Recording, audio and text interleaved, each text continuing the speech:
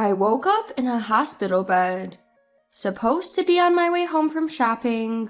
Why? Where am I? The nurse explained to me what happened. Apparently, I was rear-ended by a car and urgently transported to the hospital. Then my husband, who rushed to the hospital, blurted out, "Why are you still lying on the bed? Let's go home. Get discharged now and make my dinner. If you can't fulfill your wife's duties, I'll divorce you." What? I couldn't believe what I just heard. Who says that to their bandaged-up wife? Unbelievable. I lost all my feelings for my husband, who didn't seem to care about me at all. Understood. Then I started preparing to leave my husband. My husband was certain I, a housewife, couldn't possibly divorce him. Little did he know he'd be the one struggling if I brought up divorce. My name is Lisa. I became a housewife after marrying my husband Daniel. It was Daniel's wish that I became a housewife. I never disliked my job, and all my hard work had started paying off, putting me in an important position. There were even talks of a promotion and the next personnel reshuffle. But when I told Daniel about the promotion, he immediately said, "I want you to become a housewife after we get married. We can get by on my salary if we save. I want you to take care of the house." Overwhelmed by Daniel's passion, I quit my job. My coworkers and bosses were disappointed, but it was also important for me to live in the same direction as a couple. As soon as I quit my job, Daniel started to insist, "I'm superior because I'm the breadwinner in this household. You won't be able to live without me. Remember that." Looking back, Daniel probably insisted on me quitting because he was troubled by the prospect of me earning more than him after the promotion that I was supposed to get. Despite this, I devoted myself to supporting Daniel's work and making the house comfortable for him. I took care of the nutritional balance of our meals, researching easy-to-eat menus while considering Daniel's work schedule. I also made sure to do the cleaning and laundry perfectly so that Daniel, who came home tired, could spend time comfortably. Yet it seemed like Daniel just couldn't resist complaining about my work. "Hey, tonight's dinner was a bit bland." I explained my reason to my husband, who complained. "You've had a lot of late-night work parties lately, right? I thought your stomach might be tired, so I made it a mild flavor. I should have added a good amount of broth, though." Is that so?" Despite his complaints, Daniel gradually stopped grumbling because I would refute him. Over time, he started to come home later and later. He began to come home every night smelling like women's perfume. "Hey, you seem to have been working late a lot lately. Is work getting busy?" In response to my question, he replied, "Yeah," looking annoyed. "You've also been drinking more often before coming home. How's your health?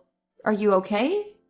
Thinking that taking care of my husband's health is also part of a wife's role, I couldn't help but ask various questions. Daniel responded to me in an irritated manner. "Enough already. I have a lot going on at work. What exactly are you doing during the day?" "What do you mean by what? Various housework?" "That's why I'm asking you to be specific." My husband started to ask for a detailed schedule of what I was doing when he wasn't home. "Hey, what are you going to do today?" "I plan to do the laundry and cleaning in the morning and go grocery shopping in the afternoon." "When are you going to be back from shopping?" "I can't say for sure. Maybe around 4 o'clock?" "Okay, got it. Don't be later than 4. I'm going to call home to check on you." "Why would you do that?" "To make sure you're not slacking off on your housework." Daniel started to manage my schedule down to the hour. That day, my shopping took longer than expected, and I was rushing home on my bicycle. It was already past 4 o'clock. I need to hurry back home, or Daniel will get mad at me again. In my hurry, I didn't notice the car approaching from behind. The next moment, I felt an impact on my back. Before I knew it, I found myself lying in a hospital bed. Attempting to sit up, I felt pain throughout my body. A nurse, noticing my consciousness, hastily called for a doctor. "Oh, you're awake. You were hit by a car from behind," the doctor explained. According to him, I was rear-ended by a car when I was riding my bike, fainted unconscious from the impact, and an ambulance took me to the hospital. Fortunately, there was no bleeding, I didn't hit my head, and I only got full-body bruises. Though my body was in pain, there were no fractures that could lead to lasting damage, and I was told I could be discharged in a few weeks. Relieved, I checked my phone and saw a slew of missed calls from Daniel. Oh, I need to call Daniel. He must be worried sick. Hearing my muttering, the nurse quickly said, I've already notified your husband. Unfortunately, he couldn't pick up the call, so I left a message on his voicemail. I might have made him worry, though. Your wife was in a car accident and has been urgently transported to our hospital. That's what the nurse had left in her voicemail. I thanked the nurse and quickly called my husband. Hey, Daniel, it's me. Lisa, what the hell are you doing not coming home? Didn't you listen to the voicemail? There was a message saying I'm in the hospital. I did listen to the voicemail. You're awake now, right? So you can come home, can't you? That's not possible. I was in a car accident. I'll be staying in the hospital for a few weeks. You're being hospitalized? What? It seemed Daniel had assumed that my injuries weren't serious. Upon hearing about my hospitalization, he said, I'm coming right now, and hung up. An hour later, Daniel burst into my room. Lisa! Just as I felt relieved at seeing my husband, his next words left me frozen. How long are you going to lie there? Let's go home. What? Go home? What on earth are you saying? I couldn't hide my confusion as I responded to my husband. I can't go home on the day of the accident. Just because it was an accident doesn't mean you're knocking on death's door. You're able to talk like this, so you're fine. Discharge yourself immediately and make my dinner. Can't you see these bandages? How do you expect me to cook in this state? You're overreacting with this hospital stay. I bet if I hadn't come to fetch you, you'd just be lazy laying on the bed. Here I am, worn out from work, and you won't even cook dinner. That's unacceptable as a wife. Look, the hospital says I need to stay for a few weeks. It's not about being lazy, it's about getting necessary treatment. Use any excuse you want, but if you think I'll let you off the hook for housework, you're wrong. If this isn't working for you, I'm okay with getting a divorce. That's ridiculous. I can't possibly do housework in this state. Well then, divorce it is. Daniel seemed to care more about having his housework done than the fact I'd been in a car accident. I felt I'm falling out of love with him quickly. Having discovered his true feelings, I made up my mind on the spot. All right. Hearing this, Daniel smirked, seemingly victorious. That's right. You should understand that my word is law. Seeing me still not trying to move, Daniel started to lose his patience.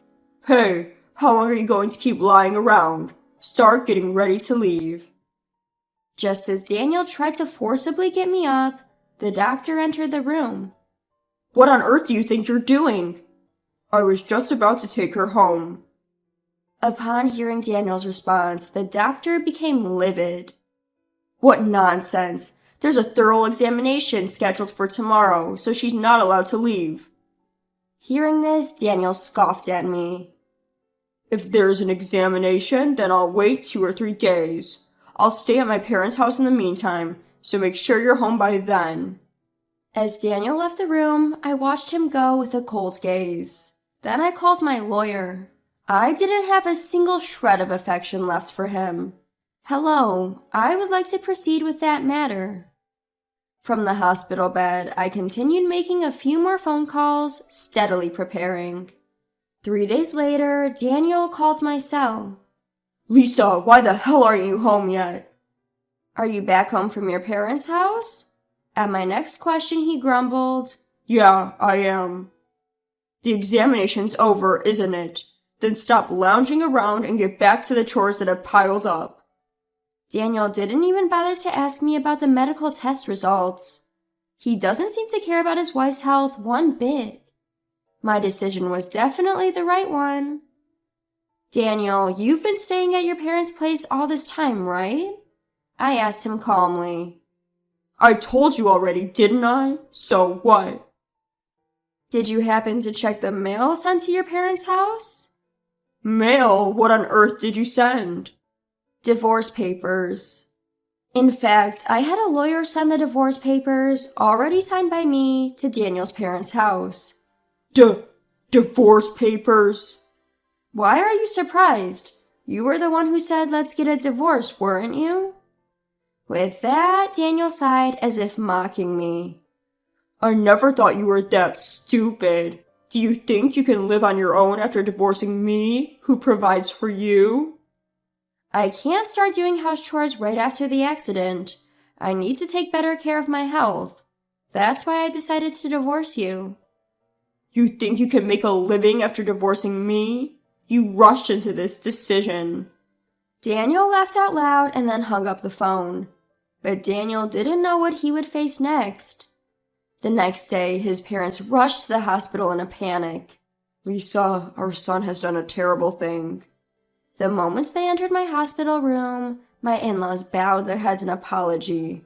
I calmly addressed them. No, it's not your fault. You're right. The person who needs to apologize is Daniel himself. My father-in-law immediately called Daniel.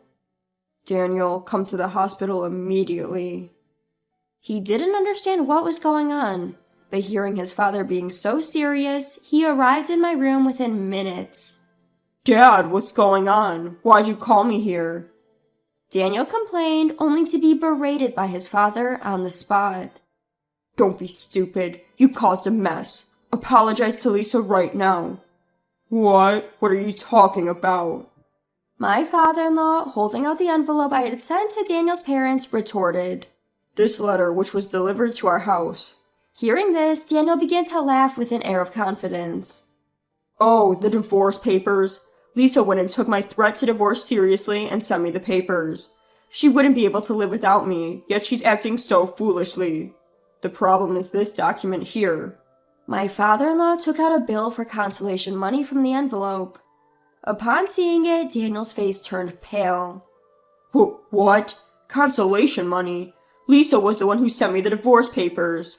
Why should I be the one to pay consolation money? She abandoned her duties as a wife, checks herself into a hospital, and I'm the one who owes consolation money? Enough with all this. With suppressed anger, my father-in-law pulled out photographs and a report from the envelope. These are the evidence of your cheating, and here's the investigator's report. Looking at these, there's no doubt you're in the wrong. I can't believe what you've done. Seeing the photos and the report, Daniel, pale-faced, asked me, Lisa, when did you manage to get all this? That's right. I had started to suspect Daniel's cheating when he began coming home late. Claiming it was for work, he would come home every night with the scent of women's perfume. At first, I thought he was just drinking at places frequented by women. But when I sneakily checked his credit card statement, I found that he was going to trendy restaurants featured in the media, and even buying popular brands of products loved by young women. It was obvious he was spending it on dates with another woman. It was clearly cheating. Perhaps thinking I hadn't noticed, he slowly began increasing the frequency of his affairs. He seemed to be finding opportunities in between his outdoor work hours, even during weekdays. The detailed checks on my daytime activities were also so he could avoid running into me at his meeting locations with another woman. Still, I believed that he would return to me someday. However, Daniel trampled all over these feelings of mine, not showing a shred of concern for me after the accident, treating me like a maid. At that moment, I decided to exact my revenge on him. As soon as Daniel left the hospital room, I contacted my lawyer. I asked him to send the signed divorce papers and the bill for consolation money, which I had prepared in advance, to Daniel's parents' house. Knowing him, he's probably spending time with his mistress instead of going home to his family. My guess was spot on. Unlike my husband, my in-laws are upright people. They'd never approve of their son's cheating. Sure enough, upon receiving my letter, my father-in-law and his wife were quick to rush to my hospital room. Having learned everything, Daniel stated in a daze, So, Lisa, you knew about my cheating all along? Yes, of course. I looked at my husband with icy eyes. If you are coming home smelling like women's perfume, lavish your mistress with your credit card, it's so obvious it would be strange if I didn't notice.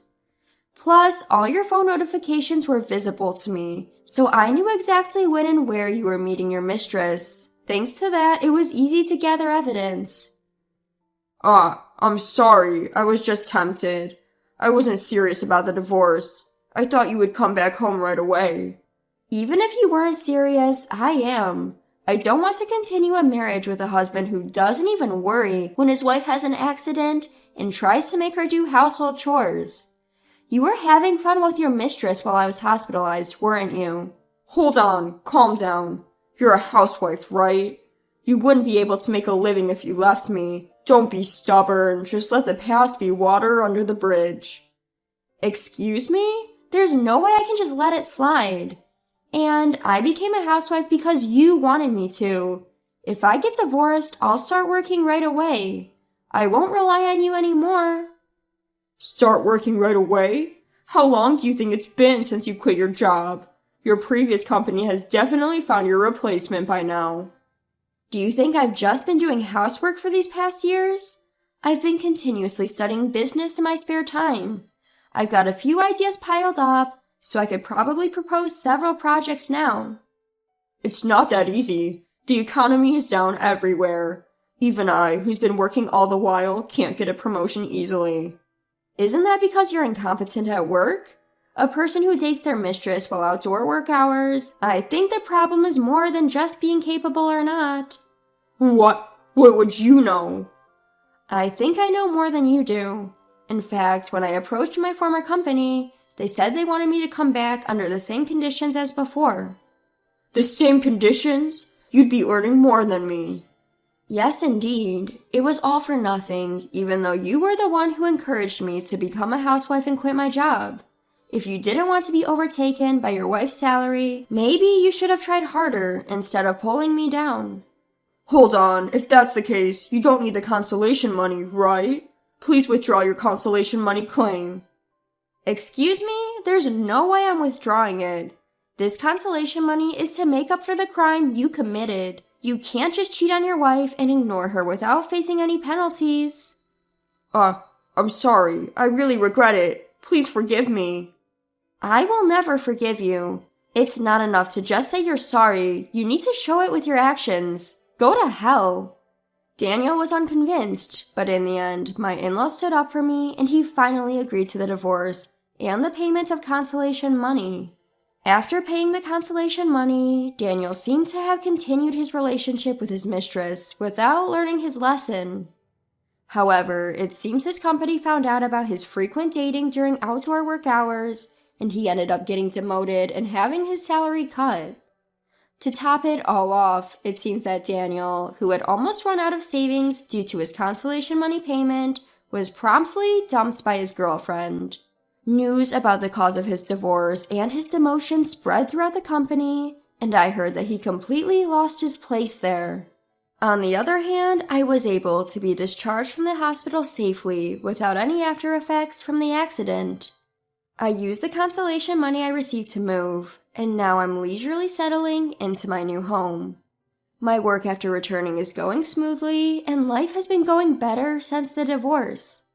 That accident may have been a good catalyst for the divorce. I decided not to look back at the past and strive forward to a new life.